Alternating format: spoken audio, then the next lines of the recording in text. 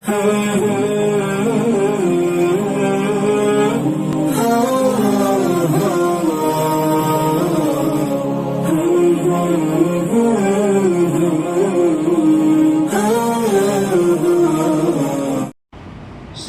عليكم ورحمة الله وبركاته. الحمد لله رب العالمين والعاقبة للمتقين والصلاة والسلام على سيدنا محمد وآله وصحبه أجمعين. أما بعد، قال تعالى: اقرأ باسم ربك الذي خلق. صدق الله العلي العظيم. கனியமான அல்லாஹ்வுடைய நல்லடியார்களே, அல்லாஹ்வுடைய பெருங்கிருபையால் அல்லாஹ் நம்மை பிரதான தொழுகைக்கு பிறகு அல்லாஹ் ரசூலுடைய செய்திகளை கேட்பதற்கு நம்மை ஆக்கியிருக்கிறார். இந்த நல்ல தருணத்திலே நாம் ஒரு சில செய்திகளை பகிர்ந்து கொள்ள கடமைப்பட்டிருக்கிறோம். கண்ணியமான அல்லாஹ்வுடைய நல்லடியார்களே, நேற்றைய தினம் அபூ ஹுரைரா ரலியல்லாஹு அன்ஹு அவர்கள் ஹதீஸாக அறிவித்திட்ட பெருமானார் ரசூல் அக்ரம் ஸல்லல்லாஹு அலைஹி வஸல்லம் நமக்கு சொல்லித்தந்த ஒரு மனிதன் இறந்து விட்டால் அவனுடைய அமல்கள் அனைத்தும் முடிந்துவிடும், மூன்றை தவிர என்ற ஹதீஸிலே முதலாவதாக நாம் சதக்கத்துல் ஜாரியா, நிலையான தர்மம் பற்றி பார்த்தோம். மேலும் பெருமானார் ஸல்லல்லாஹு அலைஹி வஸல்லம் சொல்லுவார்கள், அல்லது இல்முன் யன்தஃபஉ பிஹி, ஒரு மனிதனுக்கு பிரயோஜனமான பயன் தரும் கல்வி இருக்கிறதே, அது சதக்கத்துல் ஜாரியா எப்படி நிலையான விஷயமாக கருதப்படுகிறது. அதுபோன்று ஒரு மனிதன் இறந்து விட்டால் அவனை விட்டு எல்லா விஷயங்களும் போய்விடும். இந்த மூன்று, அதில் இரண்டாவது ஒரு மனிதன் கற்ற பயனுள்ள கல்வி. இந்த பயனுள்ள கல்வி இருக்கிறது கண்ணியமானவர்களே, ஒரு மனிதனுக்கு எவ்வளவு பிரயோஜனமாக இருக்கிறது என்பதை நாம் அறிந்து கொள்ள கடமைப்பட்டிருக்கிறோம். கண்ணியமானவர்களே, அல்லாஹ் ரப்பல் ஆலமீன் தன்னுடைய திருமுறையினுடைய கிதாபாம் அல் குர்ஆனிலே சொல்லி காட்டுகிறான், இக்ர நபி, நீங்கள் படியுங்கள் என்பதாக அல்லாஹ் ரசூலுக்கு கற்றுத்தருகிறான். இது அல்லாஹ் எப்போ கற்றுத்தர்றான்னா, நபித்துவம் கொடுத்துட்டு 10-15 வருஷம் கழிச்சு அல்லாஹ் சொல்லலை. முதலாக அல்லாஹ் ரப்பல் ஆலமீன் பெருமானாரை நபியாக தேர்ந்தெடுக்க போகிறான். தேர்ந்தெடுக்கிறப்ப முதல் கட்டமாக பெருமானார் ரசூல் அக்ரம் ஸல்லல்லாஹு அலைஹி வஸல்லம் அவர்களுக்கு வேதமாகி அல் குர்ஆனை வழங்க போகிறான். அப்படி வழங்குறப்ப அல்லாஹ் சொல்லுகிற முதல் வசனம், முதல் விஷயம் என்ன? எக்கரா, நீங்கள் என்ன செய்யுங்க, படிங்கன்னு அல்லாஹ் சொல்லுவோம். முதல்ல நம்ம என்ன செய்யணுங்க? படிக்கணும். படித்தால்தான் விஷயம் என்பது என்ன என்பது நமக்கு உணர முடியும். நம்ம படிக்காம எதுவுமே தெரியாம ஒரு விஷயத்தை ஆழமா புரிஞ்சுக்கிறலாம். நமக்கு ஒரு விஷயம் கிடைக்குதுன்னா அது என்னங்க, பயனில்லாத ஒரு பொருளாக போயிடும். உதாரணத்திற்கு நான் உங்களுக்கு ஒரு உதாரணத்தை சொல்லலாம். ஒரு கார் இருக்குன்னா அது எப்படி இயக்கணுங்கிறது நம்ம கற்றுக்கிட்டா தான் நமக்கு என்ன தெரியும், அது இயக்கத்துக்கு நமக்கு தெரியும். காரை மட்டும் வாங்கிட்டு இதை நம்ம ஓட்ட போறோம்னா நம்ம எப்படி ஓட்ட போறோம்னு தெரியாம நம்ம ஓட்டிட முடியுமான்னு கேட்டா கண்டிப்பா அது முடியாது. அது மாதிரி தான் அல்லாஹ் தன் நபியை ஆக்க போகிறான் என்று சொன்னால் அந்த நபிக்கு அல்லாஹ் சிறந்த வேதத்தை தரப்போகிறான். அந்த சிறந்த வேதத்தை தருவதற்கு முன்பதாக அல்லாஹ் இட்ட கட்டளை இக்ரா, நீங்கள் படியுங்கள் என்பதாக அல்லாஹ் ரப்பல் ஆலமீன் சொல்லி காட்டுகிறான். மேலும் சொல்லுகிறான், இக்ரா ரப்புக்கல் அக்ரம், இந்த கிதாபாகிய அல் குர்ஆனை நீங்க படிக்கணும். இது யாருடைய கிதாபுன்னு தெரிஞ்சுக்கிறோம்ல. அப்ப அல்லாஹ் சங்கையானவன், அந்த சங்கையானவனுடைய கிதாபாகிய அல் குர்ஆனை நீங்க என்ன செய்யுங்கள், அவன் பெயரால நீங்க படியுங்க அப்படிங்கிற ஒரு முறையை அல்லாஹ் ரப்பல் ஆலமீன் 96வது அத்தியாயம் 1வது வசனத்தை அல்லாஹ் சொல்லி காட்டுகிறான். 2வது நீங்க அல்லாஹ் ரப்பல் ஆலமீன் சொல்லி காட்டுகிறான். அல்லாஹ் ரப்பல் ஆலமீன் படிக்க சொல்லிட்டான். 2வது என்னன்னு பார்த்தீங்கன்னா, அல்லாஹ் இந்த உலகத்தில் படைத்த விஷயங்களில் ஒன்று பேனா. பேனாவை அல்லாஹ் எழுதுகோல என்ன செஞ்சிருக்கிறான், படைச்சிருக்கிறான். அல்லாஹ் அதையும் சொல்லி காட்டுகிறான். 96வது அத்தியாயம் 4வது வசனத்தில் அல்லாஹ் சொல்றான், அல்லாம பில் கலம், உங்களுக்கு அவனே பேனாவால எழுதுறதுக்கு கற்றுக் கொடுத்திருக்கிறான் அப்படிங்கிறத அல்லாஹ் என்ன செய்கிறான், திருமறையிலே சொல்லி காட்டுகிறான். நீங்கள் யோசிக்க வேண்டும், அல்லாஹ் எதற்கு படிக்க சொல்ல வேண்டும், அல்லாஹ் எதற்கு எழுத சொல்ல வேண்டும், நபிக்கு என்ன கட்டாயம், நபிக்கு அல்லாஹ் இறக்கணும்னு நினைச்சிட்டா இறக்கிடலாம். ஆனா அல்லாஹ் சொல்லலை, அல்லாஹ் அதை செய்யலை. என்ன செய்யறான்? நீங்க படிங்க, படித்து கற்றுக்கொள்ளுங்கள், நீங்க எழுதுங்க, எழுதி கத்திக்குங்கன்னு அல்லாஹ் என்ன செய்யறான்? அவன் கட்டளை இடுகிறான் என்று சொன்னால் அப்ப உதாரணம் நமக்கு விஷயம் என்ன புரிகிறது? இந்த துன்யாவிலும் சரி ஆகிரத்திலும் சரி முதல் விஷயம் என்ன? கல்வி. அந்த கல்வியை கற்றுக்கிட்டா தான் நம்ம என்ன பண்ண முடியும்? இந்த துன்யாவிலும் சரி மறுமையிலும் சரி கவலை இல்லாத மக்களாக நம் வாழ்ந்திட வேண்டும் என்பதை நீங்களும் நான் உணர்ந்து கொள்ள வேண்டும். கண்ணியமானவர்களே, பெருமானார் ஸல்லல்லாஹு அலைஹி வஸல்லம் துஆ செய்வார்கள். ஸஹீஹுல் புகாரியிலே 2722வது ஹதீஸாக வருகிறது. பெருமானார் அடிக்கடி இந்த துஆவை செய்வார்கள். அல்லாஹும்ம யா அல்லாஹ், இன்னி நிச்சயமாக எனக்கு அஊதுபிக்க மின் இல்மின் லா யன்ஃபா, பயனில்லாத கல்வியை கொடுத்துறாத ரப்பே, என்னுடைய இல்மை நான் படிச்சிருக்கிறேன்னு சொன்னா அந்த இல்மை கொண்டு நான் பயன்பெற்றவனாக நாம் இருக்க வேண்டும், நான் பயனுள்ளவனாக இருக்க வேண்டும். நான் டிகிரி முடிச்சிருக்கிறேன், பிஏ படிச்சிருக்கிறேன், பிகாம் படிச்சிருக்கிறேன், பிசிஏ படிச்சிருக்கேன், எம்பிபிஎஸ் படிச்சிருக்கேன், அது படிச்சிருக்கேன், இது படிச்சிருக்கேன், பிஹெச்டி வரைக்கும் படிச்சிருக்கிறேன்.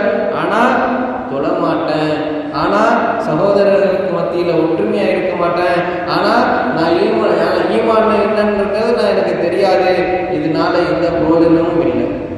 நான் ஆலிமா இருக்கிறேன், நான் ஹாஃபிலா இருக்கிறேன், நான் காரியா இருக்கிறேன், நான் அதா இருக்கிறேன், நான் இதா இருக்கிறேன், என்னவா இருந்தாலும் தொழுகலையே. அப்ப தொழுகலைங்கிறப்ப அந்த கல்வி பிரயோஜனமாக கிடையவே கிடையாது. அப்ப அந்த கல்வி எதற்காக வேண்டி? பயனுள்ள கல்வியாக மாற்ற வேண்டும். அப்ப பயனுள்ள கல்வி எப்படி? படித்தது, படிக்கிறது எல்லாத்தையும் நம்ம வச்சுக்கிட்டு நம்ம என்ன செய்யணுங்க? நம்ம இபாதத்தில் எப்படி இருக்கணுங்கிறது தான் விஷயம். அப்போ நம்ம இபாதத்தில் எந்த அளவிற்கு இருக்கிறோம் என்பதுதான் நமக்கு அந்த பயனுள்ள கல்வியினுடைய தரத்தை உணர்த்தக்கூடியதாக இருக்கிறது. கண்ணியமானவர்களே, நீங்களும் நாம் யோசிக்க வேண்டும். பயனுள்ள கல்வி இருக்கிறது 3 வகையாக நமக்கு என்ன செய்கிறது? நமக்கு அடையாளமாக ஆக்கப்படுகிறது. நம்ம கற்ற கல்வி இருக்குது, அதை கொண்டு அல்லாஹ்வை பயப்பட வைக்கணும். நம்ம என்ன படிச்சிருக்கிறோமோ படிக்கணுமோ அதை கொண்டு அல்லாஹ் நம்ம பயப்பட கற்றுக்கணும். நம்ம பயப்பட கற்றுக்கிறதுனா எப்படி? அல்லாஹ் ரப்பல் ஆலமீன் சொல்லி காட்டுகிறான். 35வது அத்தியாயம் 28வது வசனத்தில் நிச்சயமாக அல்லாஹ்வினுடைய அடியார்கள் அஞ்சுவரெல்லாம் கல்விமானவர்களே, அதாவது அலா இன்ன யஹ்ஷல்லாஹு இன்னமா யஹ்ஷல்லாஹு மின் இபாதிஹில் உலமா, ஆலிம்கள் அதாவது கற்றவர்கள் தான் அல்லாஹ்வின் முறையாக அஞ்சுவார்கள்.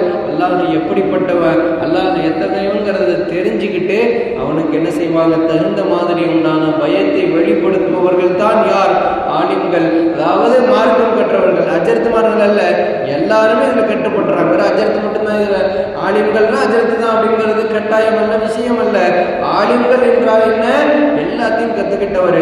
அவர் ஐஏஎஸ்ஸாக இருந்தாலும் சரி, ஐபிஎஸ்ஸாக இருந்தாலும் சரி, எம்பிபிஎஸ்ஸாக இருந்தாலும் சரி, பிஹெச்டியாக இருந்தாலும் சரி, ஹாஃபிலாக இருந்தாலும் சரி, ஆலிமாக இருந்தாலும் சரி, யாராக இருந்தாலும் சரி, இவர்கள் எப்படி இருக்க வேண்டும்? தன் கற்ற கல்வியை கொண்டு அல்லாஹ்வை அஞ்சிக் கொள்ள வேண்டும். அதுதான் அல்லாஹ் சொல்கிற விஷயம். 2வது, செயலுக்கு கொண்டு போகிற கல்வி. நம்ம எல்லாமே படிச்சிருக்கிறோம் அப்படின்னா நம்ம என்ன செய்யணுங்க?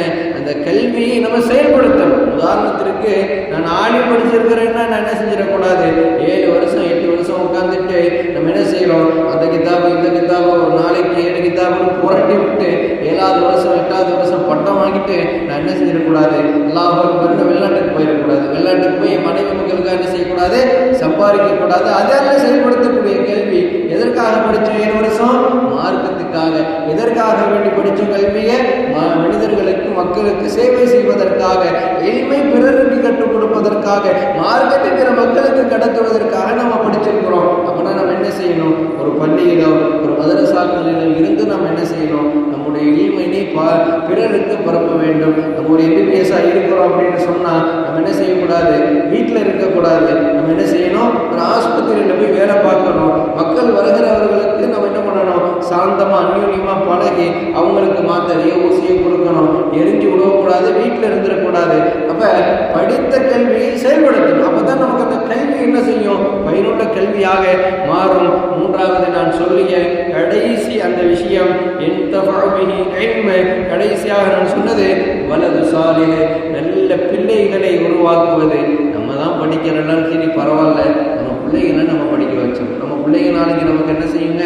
துவா செய்யும். யாரெல்லாம் என் அத்தாவை மன்னிச்சிரு, யாரெல்லாம் என் அம்மாவை மன்னிச்சிரு, யாரெல்லாம் எங்கள் அத்தா செஞ்ச உலகத்தில் செஞ்ச எல்லா தண்டனைக்கு உண்டான பாவத்தெல்லாம் குறைஞ்சிரு, யாரெல்லாம் எங்கள் அம்மாவுக்காக அந்த துவா செஞ்சு, இப்படி துவா செய்யக்கூடிய பயனுள்ள பிள்ளையை நம்ம என்ன செய்யணுங்க, நம்ம உருவாக்கிட்டு போயிடணும். இதுதான் நமக்கு தரக்கூடிய பயன்பெறும் கல்வியாக இருக்கிறது என்பாளர்களே. அப்போ நீங்களும் நானும் உணர்ந்து கொள்ளணும். அல்லாஹ் ரப்பல் ஆலமீன் இந்த கல்வியில பலதரப்பட்ட சிறப்பு வச்சிருக்கிறான். இன்னைக்கு நீங்க யோசிங்க, ஒரு மண்வெட்டியை வச்சுக்கிட்டு மண்ணை கொத்திக்கிட்டு இருக்கிறவனை வாடா போடான்னு கூப்பிடுவாங்க, வா போன்னு சொல்லுவாங்க. ஆனா ஒரு MBBS படித்தவங்க சொல்ல முடியுமா? முடியாது. ஏன்? கல்வி. ஒரு IAS படித்த ஒரு IPS படிக்கிறவங்க சொல்ல முடியுமா? சொல்ல முடியாது. ஏன்னா கல்வி ஒரு மனிதனை சிறப்பாக்கும், கல்வி ஒரு மனிதனை உயர்த்தி தரும், கல்வி ஒரு மனிதனை சமூகத்திலே பெரிய அடையாளத்தை ஏற்படுத்தும்.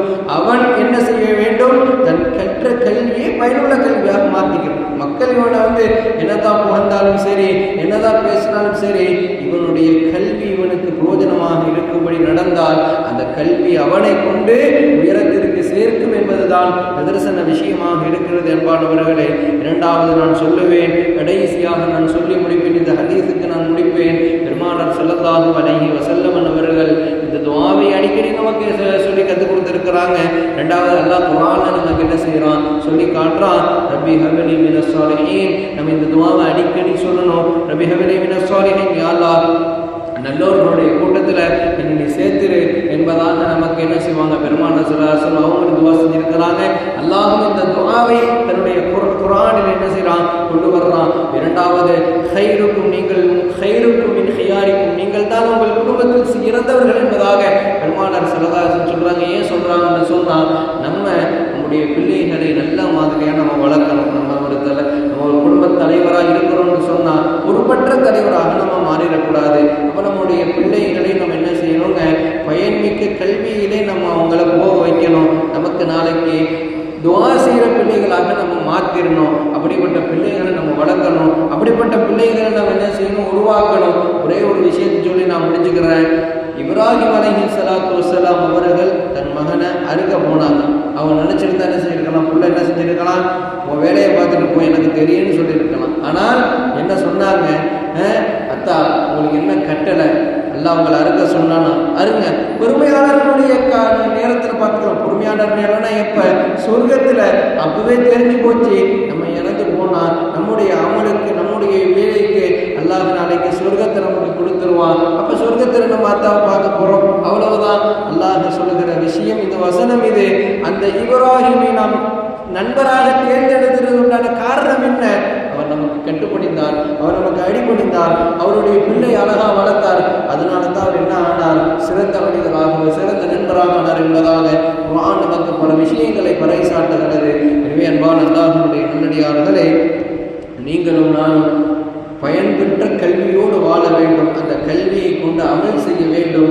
நாமும் நம்முடைய பிள்ளைகளை நமக்கு புரோஜனமான அல்லது அவர்களுக்கு புரோஜனமானவர்களாக நாம் மாற்ற வேண்டும் என்பதை, இந்த விஷயத்தை இந்த நாள் நாம் எடுத்துக்கொள்ளுகிறோம். கண்ணியமானவர்கள், எல்லாம் அப்படிப்பட்ட நன்மை உங்களுக்கும் எனக்கும் அல்லாஹ் தந்தருள்